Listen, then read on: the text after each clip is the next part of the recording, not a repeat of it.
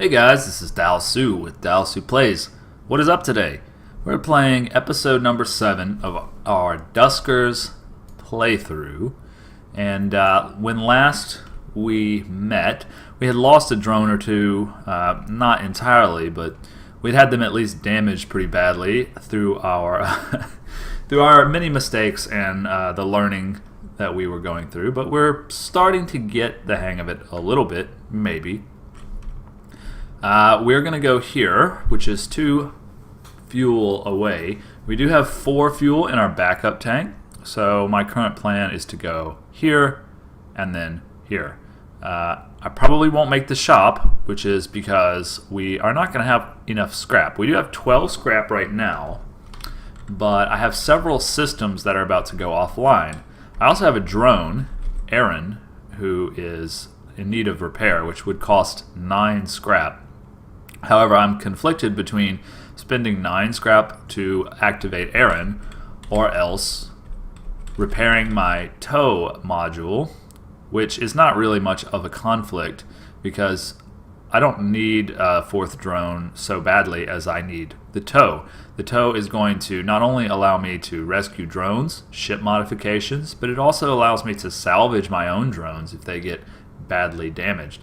So that is a key component that we do not want to let be destroyed. And what I'm assuming is the scrap cost of repairing it goes up the longer you let it go. Our trap is also damaged. We haven't really used our trap very much. We bought it at the shop a couple videos ago and haven't really made good use of it. But I'm just going to probably let that slide because we don't have the resources to invest in that. We're not getting a whole lot of use out of it right now anyway. So what we're going to spend 10 of our precious scrap on is making this repair. Alright, so we've done that. Now we don't have to worry about our tow suddenly breaking. Do I have an extra? See, this is a little bit confusing here. Let's take a look at our ship configuration. Okay, so we have our remote power, and it looks like we have a second remote power, which we did salvage from a ship.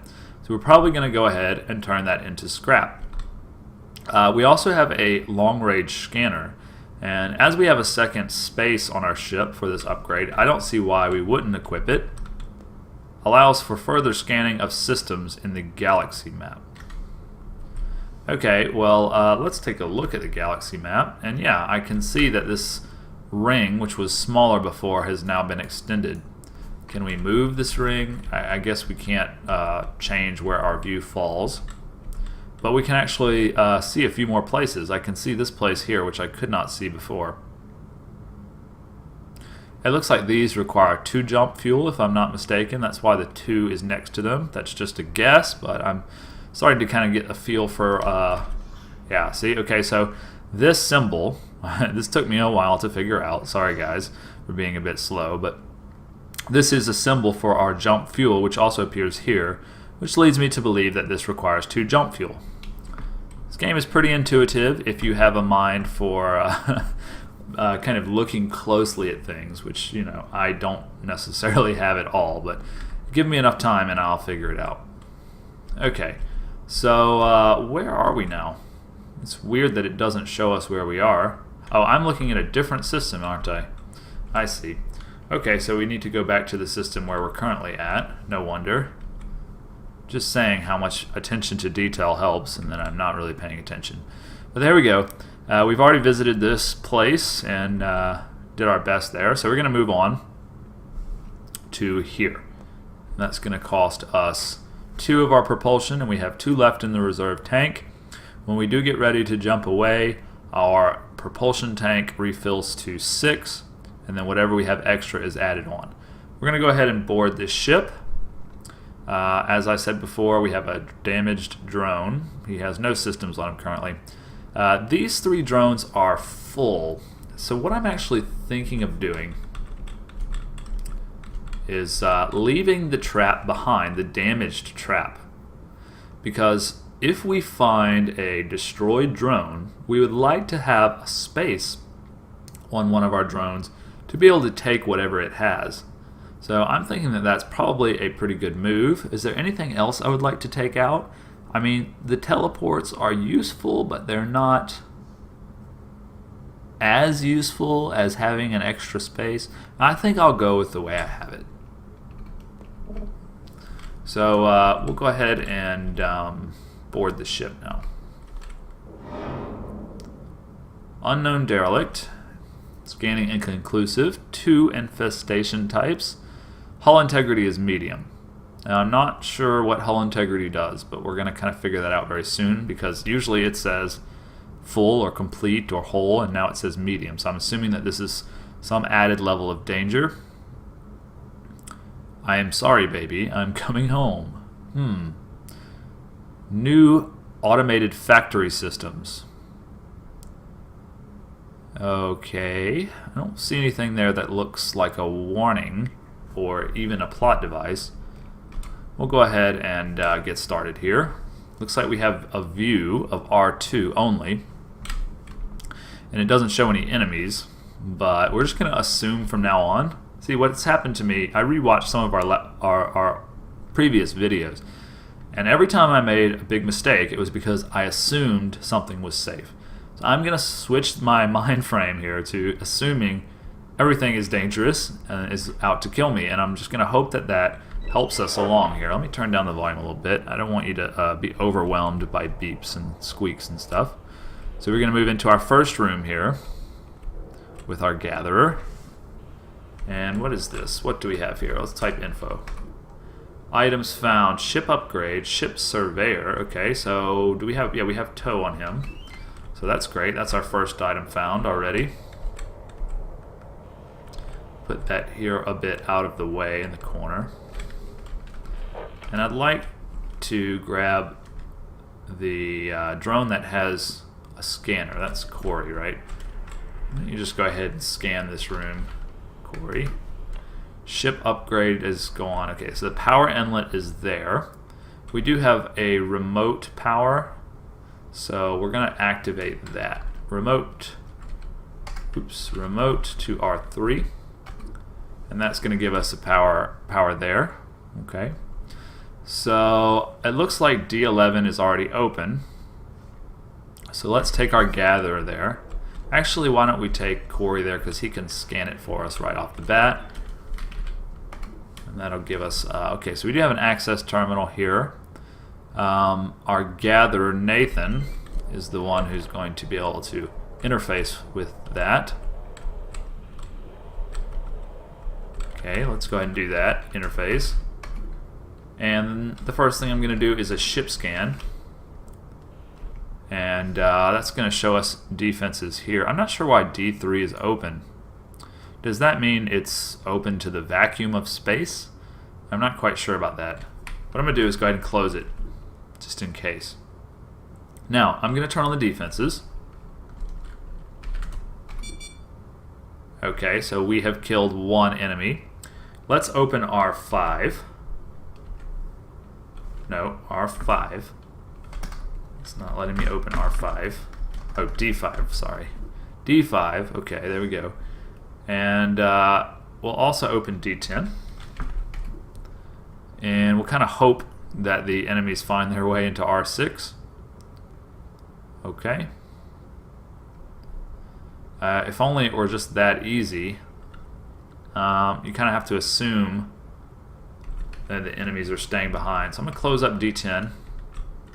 And I'm going to send our scanner, Corey, over here to do a quick look, see if we can scan. Looks like the room is already scanned, actually. So let's actually bring our gatherer over there. We do not want to forget to turn off the defenses. So let's go ahead and do that now. You remember what happens when you forget. Careful not to type careful not to type destruct. That would be bad. Okay, I'm a little bit scared that there may be something in this room. So I'm going to have Corey hide. We'll close D11. Okay. Radiation flooding room 2 due to exposure through hull. Radiation is not something we have encountered before. This is the first time.